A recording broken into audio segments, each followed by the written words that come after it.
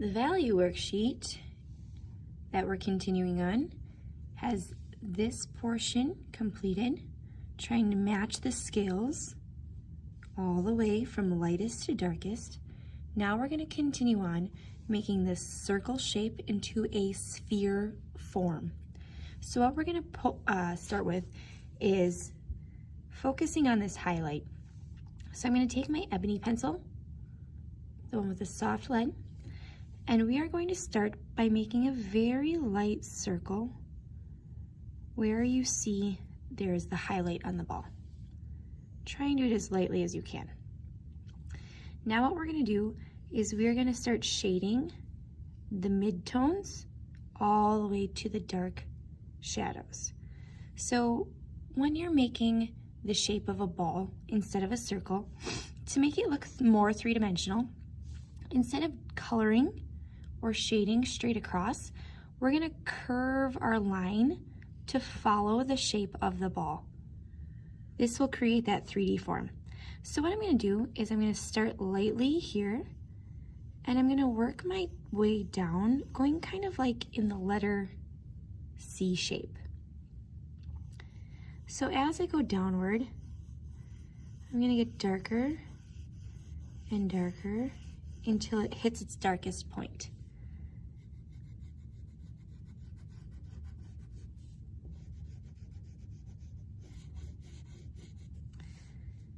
Now I kind of know where each layer of medium gray, light gray, darks, and whites should be, and I'm going to work my way back up, going back and forth in that circular form, that shape, until I get the whole thing colored in like you see below. Making sure that you remember, I know this worksheet has really dark areas because of the printer, but at the bottom there's that section called reflected light. Remember, that is where the table or the surface that the object is sitting on bounces back into that shape, so there's a lighter shade there. So going back over all this, remembering to move my pencil in that curved shape, style.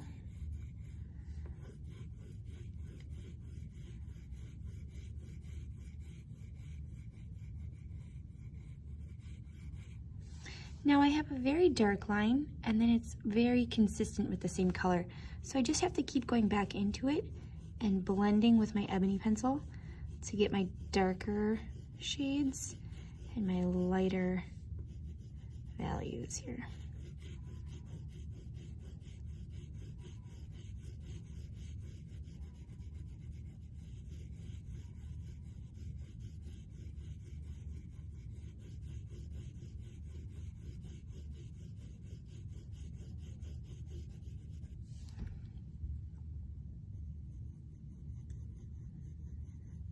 Now remembering that the highlight is where this ball is getting the direct light from a light source, and then this lighter area is where it's indirect light.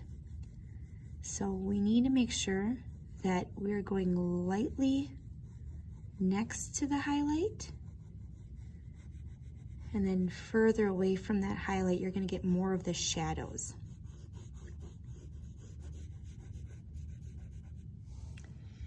Okay, the next part is going to be the cast shadow. This is going to be the darkest point because the light source is coming from here and it's casting a shadow onto the surface, which means there is no light hitting that specific spot. So I'm going to be pressing as hard as I possibly can on this shadow, but also making sure that I'm leaving the edge of the ball with a little bit more light to it for that reflected light.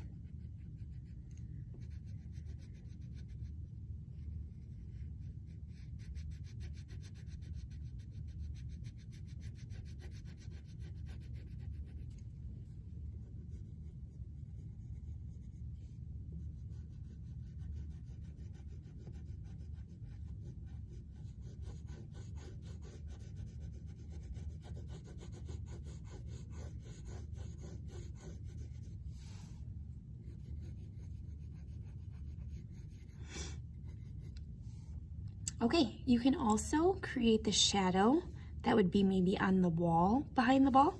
So if you can see here, it goes from dark and gradually gets lighter until you cannot see it anymore. So I'm going to do the same thing, try and match the tones.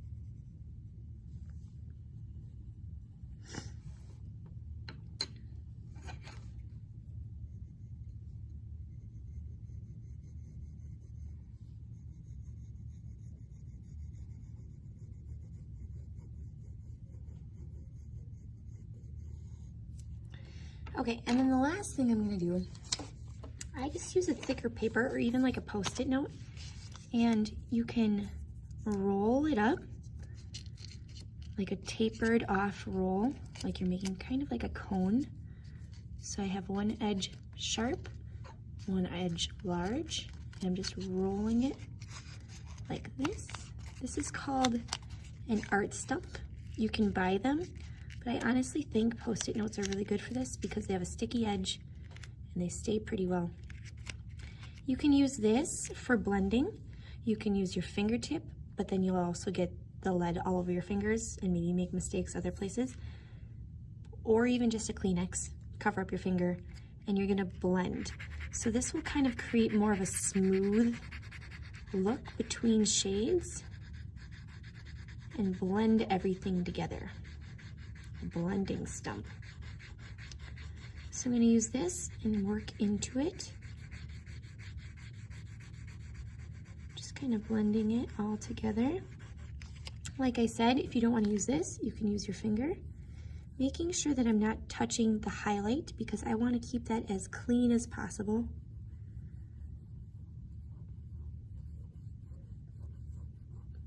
I'm working on the shadows on the outside.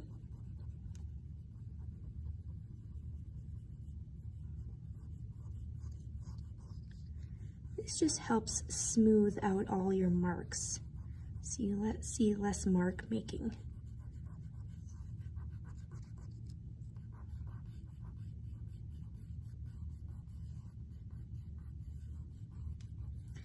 If you realize that you went over your highlight at all, you can take your soft eraser and just do your touch-ups. If you notice that you went from light to dark too quickly, you can use that to lighten up your color a little bit, make it more consistent, fix any mistakes.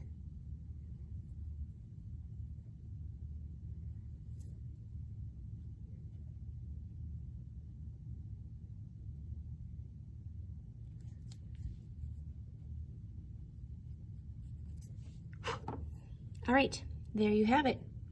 Now we created a two-dimensional shape, which was a circle, into a three-dimensional form, now which looks like a ball. All right, we are finished with this one. Go ahead and do that. And then we have one more worksheet to finish up.